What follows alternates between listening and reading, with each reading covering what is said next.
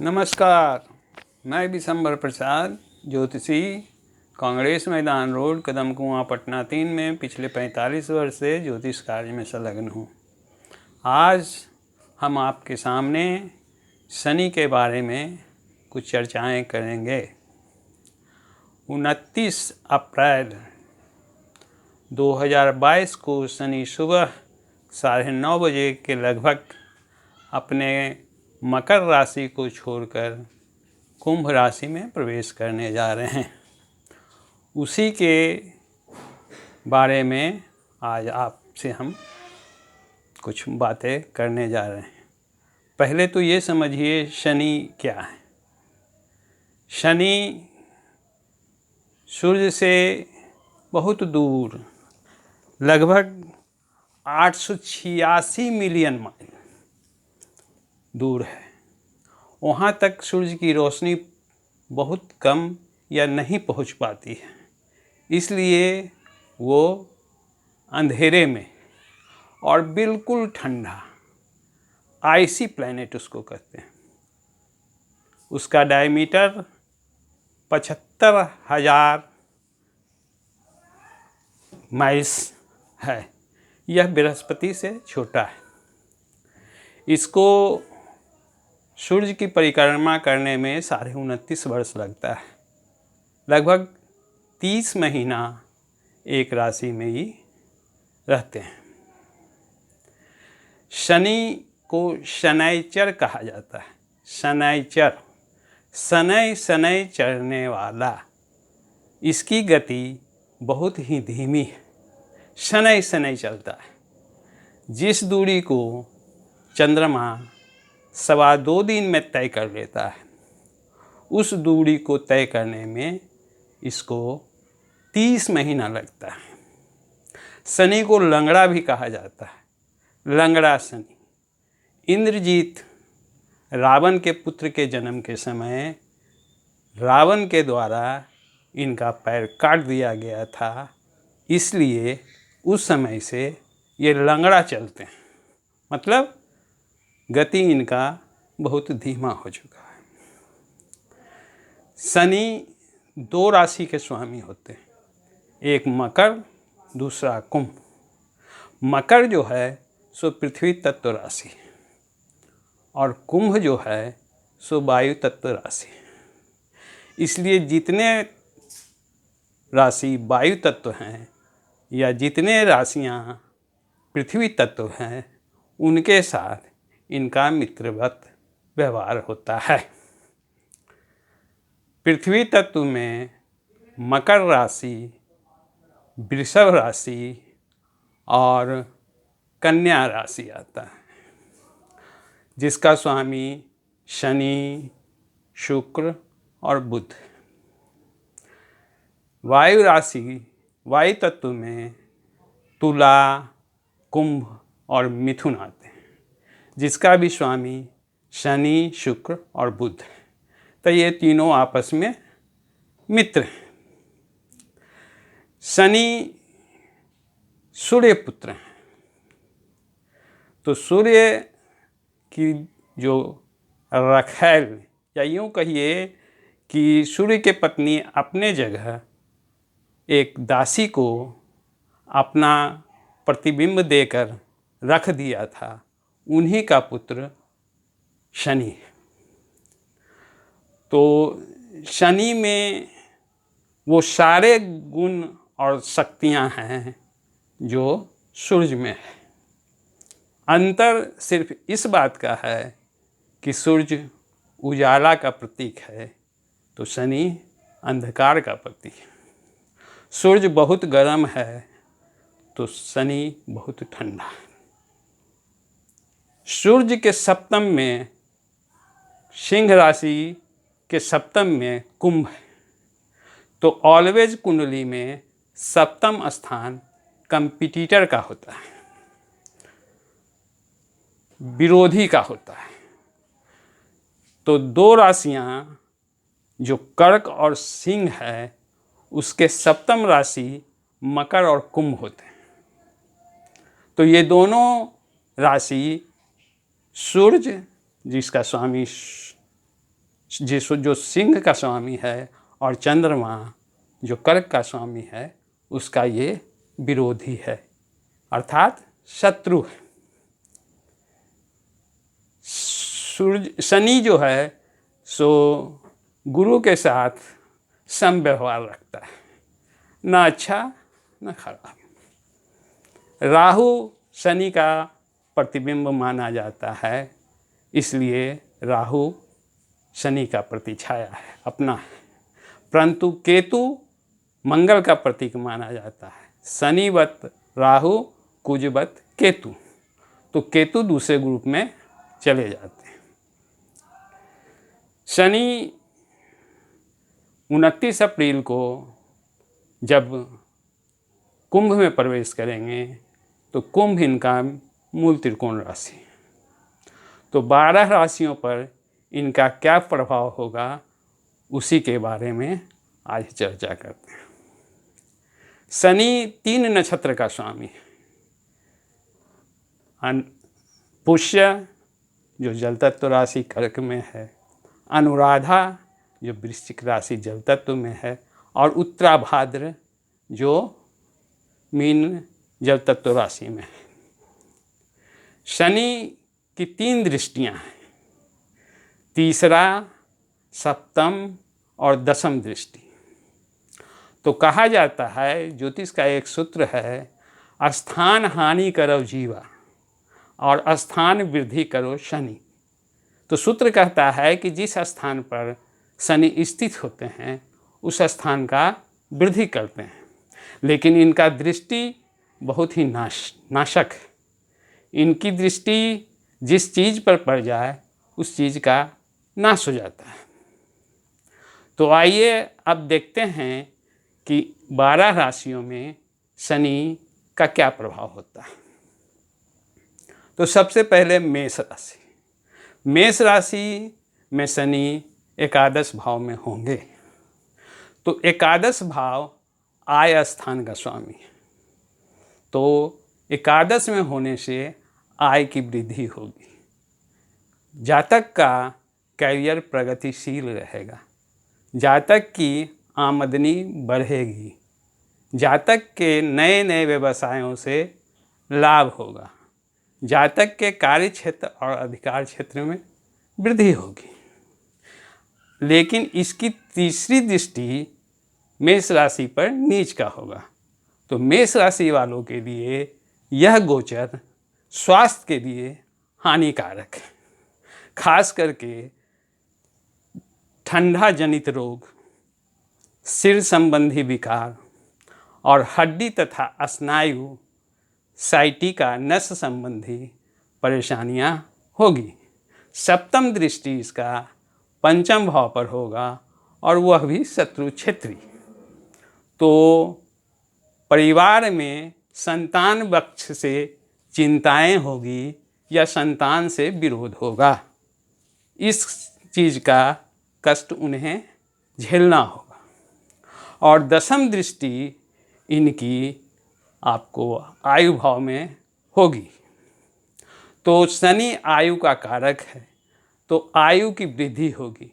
लेकिन वृश्चिक राशि पर शनि की दृष्टि होने से उनको गुप्तांग संबंधी कष्ट हो सकता है या रक्त संबंधी विकार देगा। साथ ही साथ जहरीला जीव जंतु और विषाणु सूक्ष्माणु से कष्ट होगा। वृक्ष राशि वालों के लिए शनि दशम भाव में होंगे, तो शनि इनके व्यवसायिक क्रियाकलाप को बढ़ाएगा, आमदनी अच्छी होगी, नए नए कार्य के अवसर मिलेंगे, कैरियर प्रगतिशील रहेगा। परंतु तीसरी दृष्टि द्वादश स्थान पर होने से धन की विशेष व्यय होगा। साथ ही साथ जीवन में भाग दौड़ की बढ़ोतरी हो जाएगी और उस खर्च को भरने के लिए अचल संपत्ति, जेवर जेवरात का नाश होगा। इनका सप्तम दृष्टि चौथा स्थान पर होने से भूमि हानि होगी, वाद विवाद और पारिवारिक कलह बढ़ेंगे। दसम दृष्टि सप्तम भाव पर होने से हिस्सेदारी के काम में झमेला होगा और पत्नी से अनबन होगी। पत्नी को स्वास्थ्य संबंधी बाधाएं रहेगी। अब आइए मिथुन राशि। तो मिथुन राशि के जातकों को यह शनि नवम भाव में होंगे। तो नवम भाव में होने से ऐसे व्यक्तियों को विदेशी यात्राएं होंगे या विदेशी संपर्क से लाभ होगा। तीसरी दृष्टि एकादश भाव पर होने से धन संबंधी समस्याएं दूर होगी और परिवार में मांगलिक कार्य वगैरह होंगे। दसम दृष्टि इनके छठे भाव पर होगी। तो छठे भाव पर दसम दृष्टि होने से वाद विवाद में सफलता मिलेगी, रोग शत्रु का नाश होगा और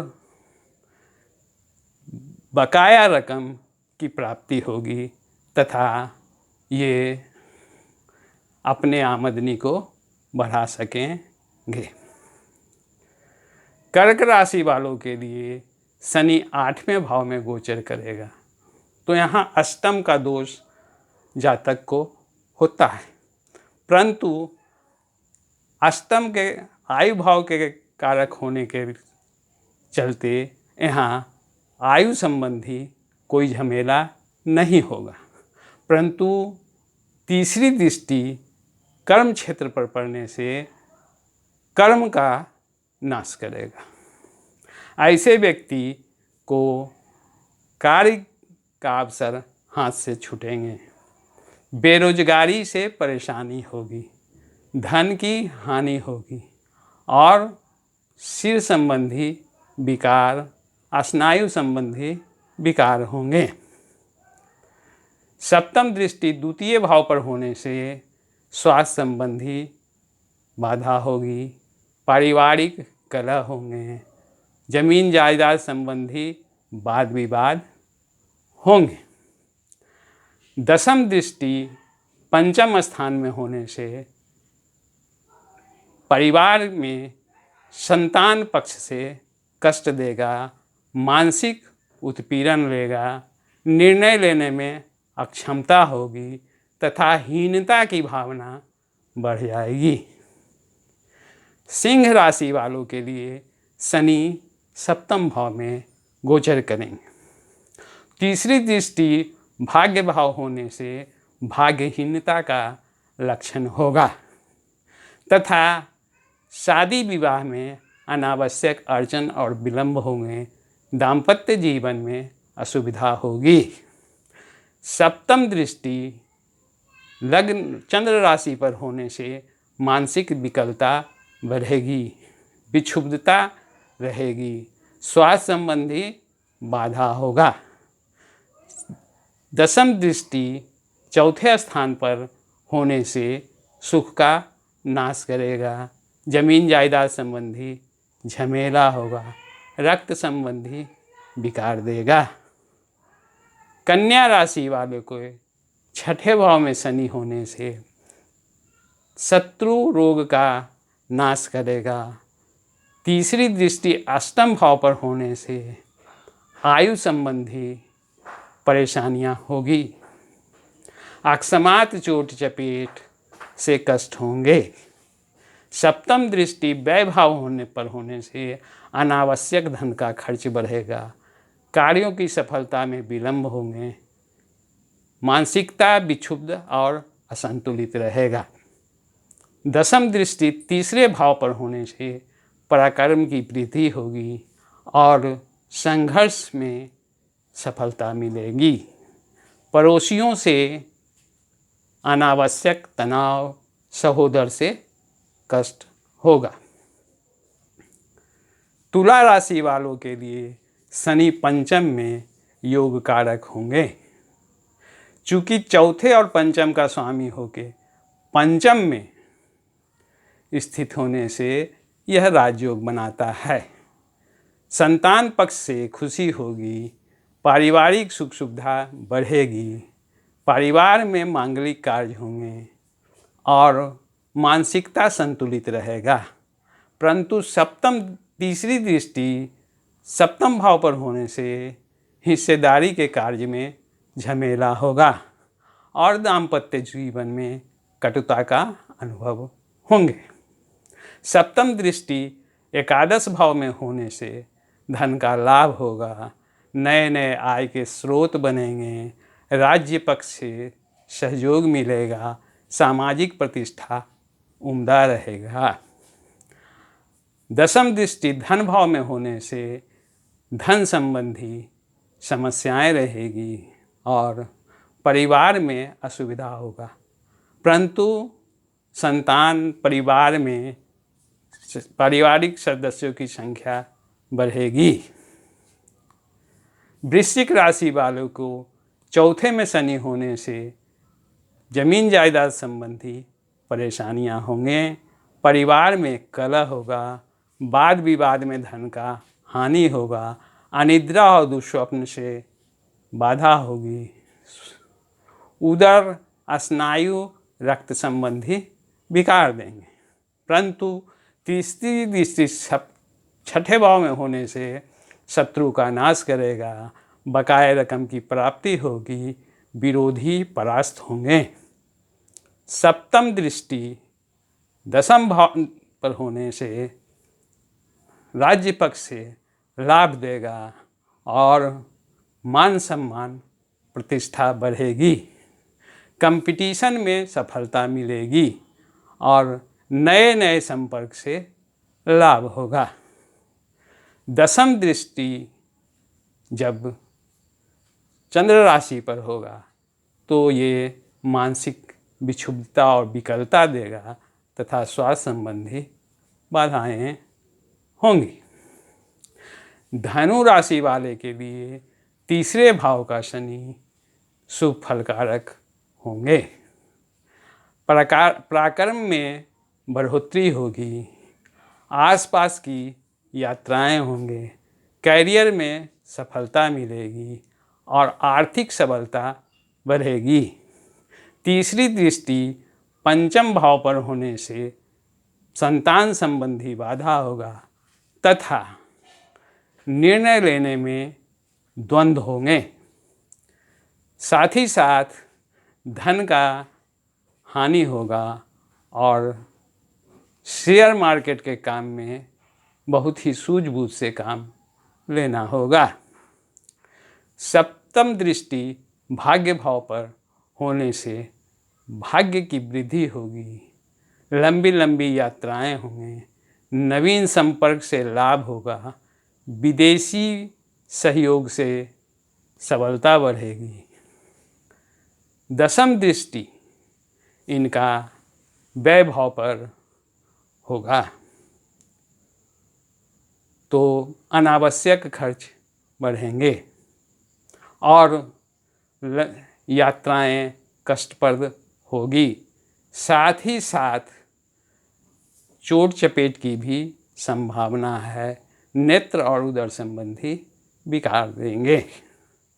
मकर राशि वालों के लिए यह अंतिम ढैया रहेगा, इसमें जातक को अति गतिमान रखेगा, भाग दौड़ विशेष होंगे, परिवार में घुटन महसूस होंगे, आर्थिक संकट का सामना करना पड़ेगा और बहुत ही सूझबूझ से कार्य करना होगा, अधिकारी वर्ग से मतभेद होंगे तथा अनावश्यक मिथ्या दोषारोपण हो सकता है, इसलिए बहुत ही सावधानी रखना होगा। तीसरी दृष्टि चौथे स्थान पर होने से सुख का नाश करेगा और परिवार में असुविधा होगी। सप्तम दृष्टि आठवें स्थान पर होने से जादू टोटका यंत्र मंत्र जंत्र वगैरह में झुकाव होगा और आयु को कोई दिक्कत नहीं होगी। दशम दृष्टि एकादश भाव पर होने से धन का लाभ होगा और पारिवारिक सुख सुविधा बढ़ेगी तथा आय के नवीन नवीन स्रोत बनेंगे और रोजगार के नए नए अवसर प्राप्त हों। कुंभ राशि वालों के लिए यह शनि चंद्र राशि पर होंगे तो मानसिकता विकलता बढ़ा देगा। परिवार में घुटन महसूस होंगे, आर्थिक कमजोरी रहेगी, संचित धन का नाश होगा और परिवार में विवाद होंगे। तीसरी दृष्टि तीसरे भाव पर होने से पराक्रम की वृद्धि होगी, परंतु सहयोगियों और सहोदर से धोखा मिलेगा, मिथ्या दोषारोपण के शिकार होंगे। सप्तम दृष्टि सप्तम भाव पर होने से हिस्सेदारी के कार्य में झमेला होगा और दाम्पत्य जीवन में कटुता का अनुभव होगा। दशम दृष्टि दशम भाव पर होने से धन का लाभ होगा, कार्य का विस्तार एवं प्रसार होगा, नए नए संपर्क से लाभ होंगे तथा सामाजिक प्रतिष्ठा बढ़ेगी। मीन राशि वालों के लिए शनि द्वादश भाव में होंगे तो अनावश्यक खर्च का वृद्धि कराएगा तथा भाग दौड़ में तनाव होगा, स्वास्थ्य संबंधी बाधा होंगी, उदर और स्नायु संबंधी विकार देंगे।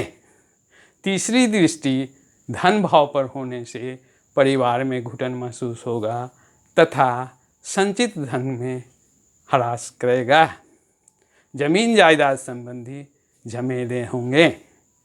सप्तम दृष्टि छठे भाव पर होने से रोग शत्रु और व्याधि का नाश करेगा, वाद विवाद में सफलता मिलेगी, प्रतिस्पर्धा वगैरह में सफल होंगे, अच्छे अच्छे संस्थान में दाखिला होगा और टारगेट हिट कर देंगे। दशम दृष्टि नवम भाव पर होने से विदेश यात्रा के योग बनेंगे तथा बाहरी संपर्क से लाभ होगा। इस प्रकार हम शनि का गोचर भिन्न भिन्न राशियों वालों के लिए इस तरीके से आकलन करते हैं।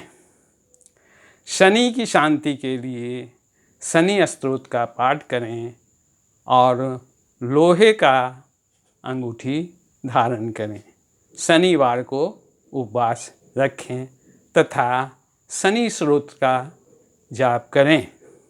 इस प्रकार शनि के दोषों का परिहार किया जाता है।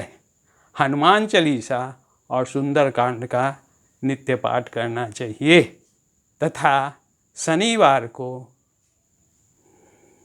गाय को चारा खिलाना चाहिए, पीपल में जल अर्पण करना चाहिए तथा अति कष्ट की अनुभव हो तो छाया दान करें, इससे शनि के दोषों का परिहार होता है। धन्यवाद।